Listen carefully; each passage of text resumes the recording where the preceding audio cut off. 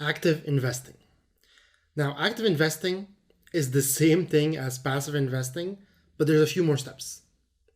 So the process is almost the same, where you do have to choose your coins, right? So you do go through the same process to select the right coins. You purchase the coins. Now there's a few more steps that are going to go in before the last step where you sell your coins at a future time. Now these steps are what make it active, because you're going to be actively doing things throughout this whole period from the moment you purchase to the moment you sell. Now you can do them at different frequencies. You can be a little bit active or you can be very active. So it depends on you. Now, what are these things? First is going to be to rebalance your portfolio. Rebalancing is basically the process of taking a portfolio that has percentage allocations. And when the market is moving, these percentage allocations might move as well because one coin moved more than the other.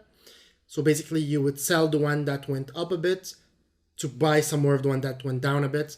So you have the same proportions as in the beginning.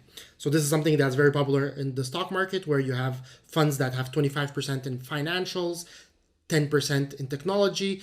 And if technology goes down and financials goes up, and now they have 28% in financials and 8% in technology, well, they'll sell a bit of that to put back in here and keep the percentages the same. Now we're going to get into each of these points in depth in the section about active investing, but it is something that you would have to do. So all the time as coins are moving, you will have to sell some of one and buy some of the other. So there is work needed.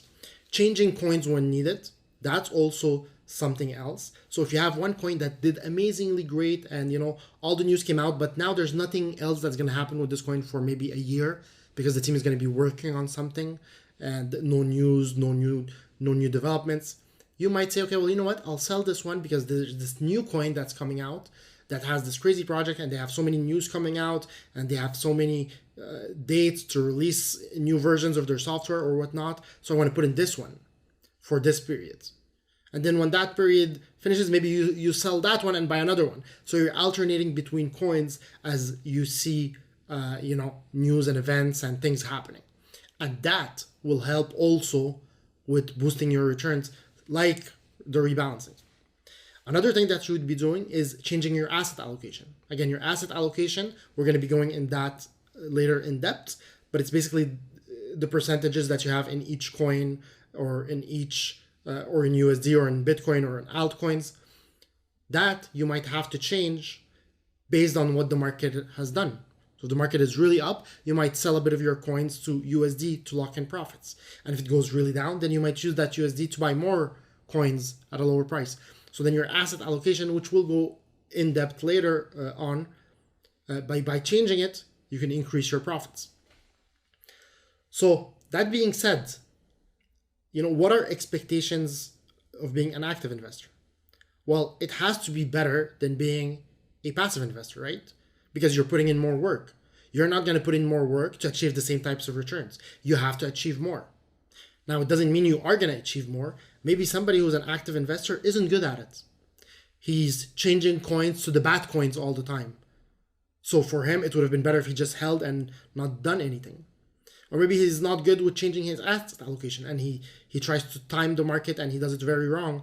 And he ends up not making as much as just a passive investor. So there is more risk towards being an active investor because you are doing things, right? So there is more risk, but there is absolutely more reward, because if you do it right, then you can generate way more than just a passive buy and hold type strategy, right? Now the rebalancing part, to be honest, I don't really see that you can do it too wrong. There are obviously ways of not doing it exactly correctly, but this should increase your returns, regardless in a way. But again, how frequently do you want to rebalance? Every week, every day, every month?